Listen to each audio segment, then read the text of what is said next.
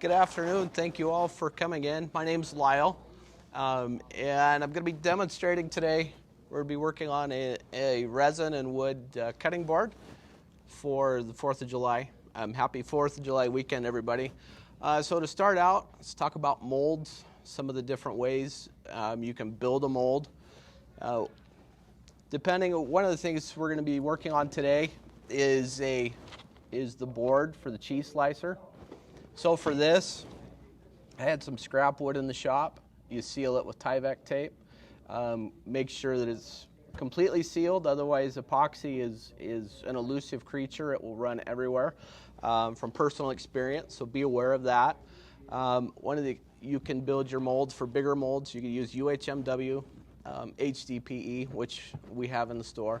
You can use melamine. So there's several different things. The key to the mold is to make sure that it's clean, it's non-porous, and it will accept the mold releaser. Mold releaser is the make or break of any epoxy project. From personal experience, I've had some shatter from substandard product. I like this product because it's reusable in the mold. This particular mold, I've made one already, and it was ready to go for another one with this product. So Stoner urethane mold releaser, have it on the shelf with our epoxy resins. Since we're making a cutting board using it in a food safe environment, we're going to be working with the Alumilite clear cast. It is rated food safe epoxy, and so it's heat resistant, it resists scratches, so it's one of the better epoxies for doing anything cutting board related. So to start out, I've already needed to pre-measure the capacity for each of the molds. Several different ways you do it. You find the volume of the mold, cubic inches. For me, I'm terrible at math. There's great apps for that. So when you go through, you can convert to cubic centimeters or ounces, depending. My measuring cup is in cubic centimeters. So got it figured out. Basically, we're going to be putting about 30 cubic centimeters. You want to do it in a series of 2 pours.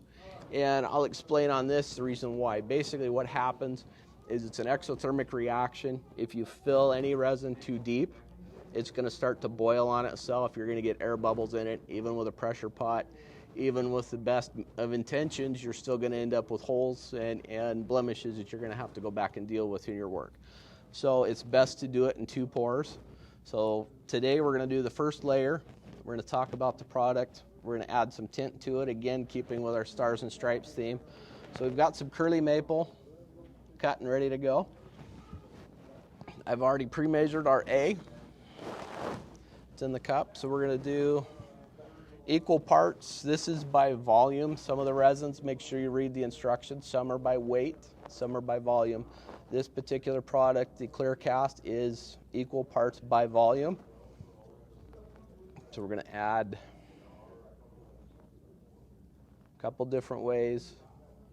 For this small of an amount, and this product has a work time of about 45 minutes, so I can add the tint. I can work with it. I've got a little better work time with it. Some of the products are rated about a 15-minute work time. That means at 14 minutes and 59 seconds, it better be poured or it's not coming out of your container. So we're going to add some blue. A little bit of dye goes a long way.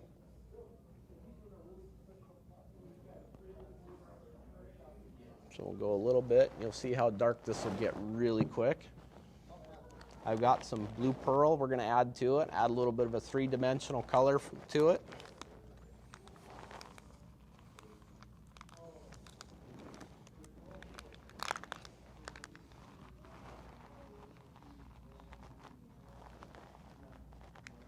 There we go. Seal it.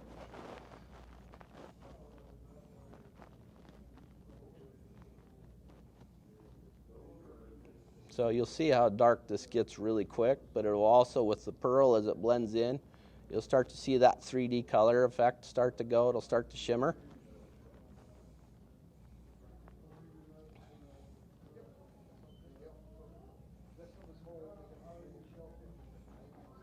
Make sure you get everything blended in, get the color blended, Get everything, make sure you scrape the sides of the cup. You want this as equally blended as possible. If for some reason it doesn't blend all the way, you're going to end up with a sticky resin, or it's going to become very hard and brittle, depends on how it was blended. So make sure that you get everything blended and mixed the right way.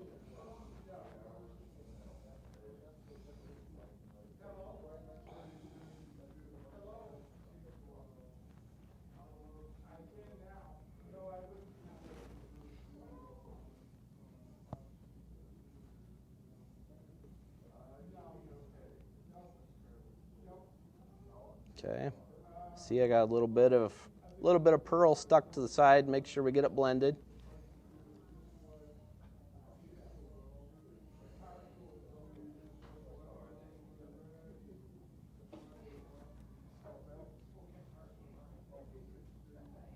Okay, so here we go, ready for the pour. Make sure we get even amounts floated in, even coverage. This will start to self-level as it goes.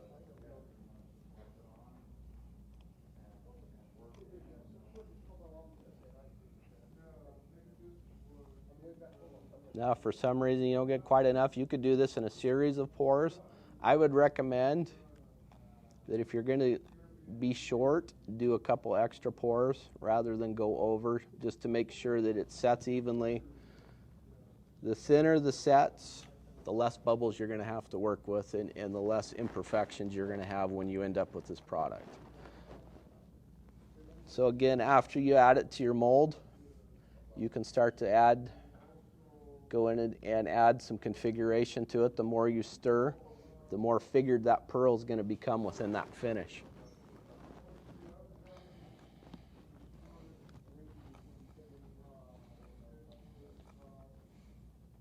So make sure we get as much out as we can go.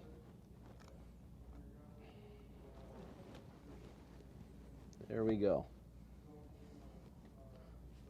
So my epoxy has held its level in the mold, which means, fortunate for me, I don't have any really prevalent leaks, which is always a good thing.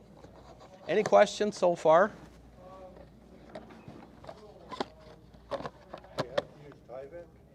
No, for this particular mold I did. One of the reasons is depending, excuse me. So the question was, do you have to use Tyvek tape? And really no. One of the reasons why I like Tyvek tape is it's smooth. Masking tape or some of the other paper tapes will react with the epoxy. They'll become one. So if you're looking for a smooth finish, especially when you demold it, you want something that's going to release rather than blend in and absorb with it. So for me, I've used others. I've used duct tape. Duct tape does okay. Packing tape comes loose, and masking tape just becomes one with the epoxy. So the best results I've found is Tyvek tape, just for the fact that it's simple and it's made for that airtight seal with it. No, it's sold at regular hardware store. It's one thing we don't have, but you can get Tyvek at one of the hardware stores. What type of dye are you using? The type of dye that we're using is the Alumilite. I've got the trans tint. It's available over in the epoxy in the resins. So, and then the additive. There's several different additives. Those are also sold. This particular one, I've got red pearl. I've got blue pearl. So the blue is going to have and then a red. So you can add this.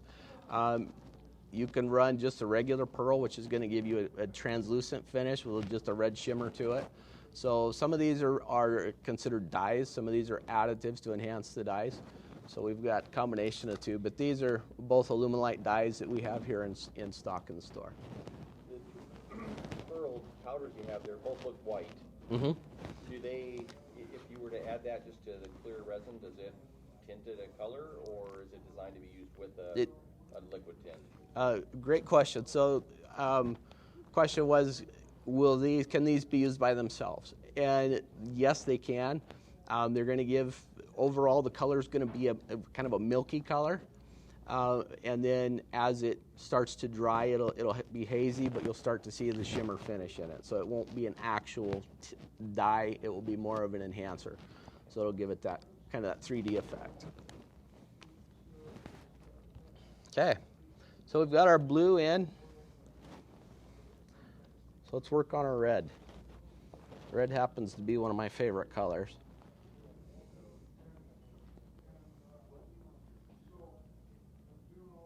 What's your second? Blue. And your third? I don't know if I have a third favorite color.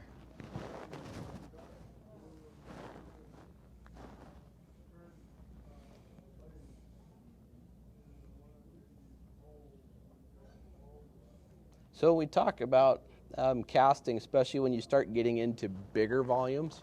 For example, if you're to start getting into bigger cutting boards, bigger river cast tables, one of the things to remember is that bubbles do form, and while you can't put your entire mold into the pressure pot, a lot of recommendations for products when you're using epoxy and resins is to actually take your blended product, set it in the pressure pot, put it under pressure for 15 or 20 minutes, start working as many of those bubbles out as you can before you pour.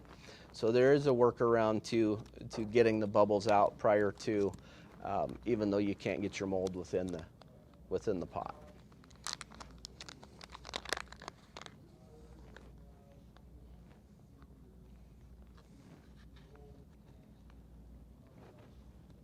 So same thing, we'll add a little bit of pearl, a little bit of red.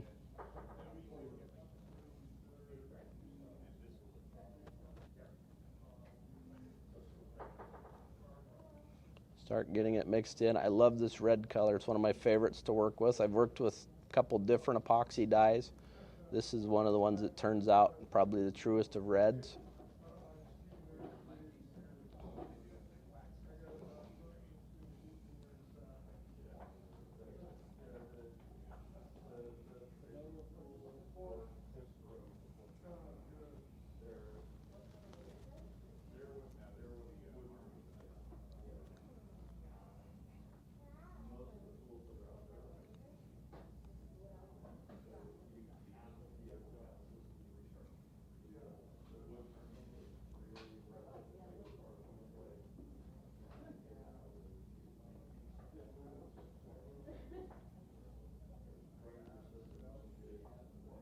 Okay, so we've got our red blended.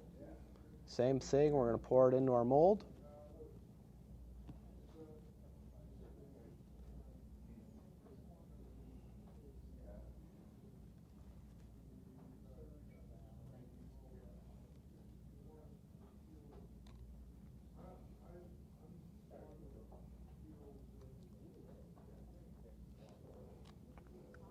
One of the big things to remember when you're working with resins, whether you're working with a urethane resin or an epoxy resin, is don't rush the process. If the instructions say pour it half at a time, do it in 2 pours, do it in 2 pours. The reason being is, again, it's an exothermic reaction, and for the best results from the product, make sure that you follow the manufacturer's instructions. Take your time with it and blend it in and make sure we get everything squared away. It's really fun to work with. It's a great product. I've worked with several resins in the past. This particular one's a nice thick resin, so there's not a lot of run to it. I've had some that will find every way out of the mold and onto the floor, and I've poured probably half as much resin onto the floor as I have throughout the mold, trying to get it to set up. The setup time takes forever getting the process started. So there's several different ways, but this is nice thick mold, or nice thick resin. Works very well in the molds. So let's talk about one of the things that happens when you rush a project. This is one of the projects that I started. Again, curly maple. It's done with the same color scheme that I poured into this mold. One of the things that happened is, instead of following the manufacturer's instructions, I rushed the process. Plus, as hot as it's been outside didn't help the fact. So what happened is, if you look really close, you'll see a little bits of pitting where the bubbles sat very deep. They didn't work their way out because it set very fast. So I've got several places where it's pitted. So in looking at this and going back through looking with the Alumilite product, this amazing clear cast, one of the nice things about it is it's not only is it a castable product, so you can use it for the deep pours, but it's also a finish. So the intent with this one is to finish the sanding on it. I'm going to go through, finish the sanding, clean out the pits that are in it, and then I'll float a clear finish over the top to where it'll set in, self-level those pitted spots, clear it out, and finish it up. So that's one of the nice things is resins there's some forgiveness factor to them if you rush the process. If you take your time and make sure and you go through and follow up with it, it's a great process. So there's ways to work around it. Other ways, if you wanted to leave it bare wood, regular cutting board oil, a little bit of wax in it, finish it as you go with it. So there's a couple different ways you can finish these. This particular one will be done I'll use the same product. I'll float a finish over the top of it. Any other questions? You mentioned temperature. Working in a non-climate controlled garage or shop, how does it affect drying on the resin? Does it affect bubbles being Great. out? Great question. As far as temperature-wise, some of the different ways. Different resins react at different temperatures. 70 is an ideal temperature. Of course, the warmer the resin, the faster the reaction time, again, because it is a heat-producing reaction is what causes it to set up. So it can affect the pour time, the setup time. A couple ways to do that is time of day. Bigger pours are going to get hotter quicker. An easy way to combat that is with a fan just to dissipate the heat as it's going. So there's several different ways. Each product, even the different line of Amazing and then also the different lines of the System 3 have recommended pour times, recommended cure time or temperatures as far as what the ideal temperature should be.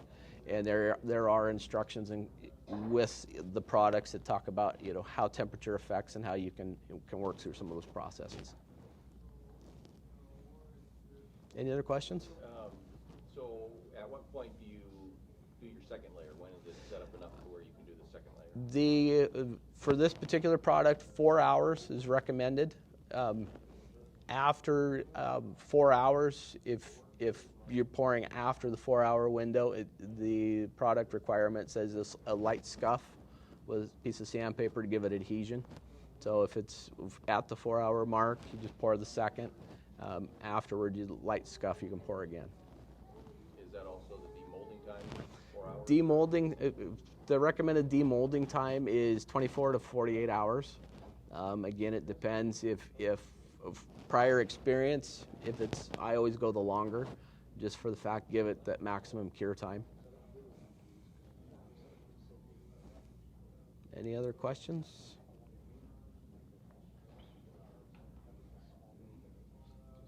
All right. Well, thank you for coming in. Thank you for attending our first live demonstration. There'll be many more in the store. Classes are going on. We've got sign-up sheets up front. We do have products we talked about here in the store: dyes, colors, additives. Any questions that any of us can answer, please feel free to ask. And again, thank you for coming in.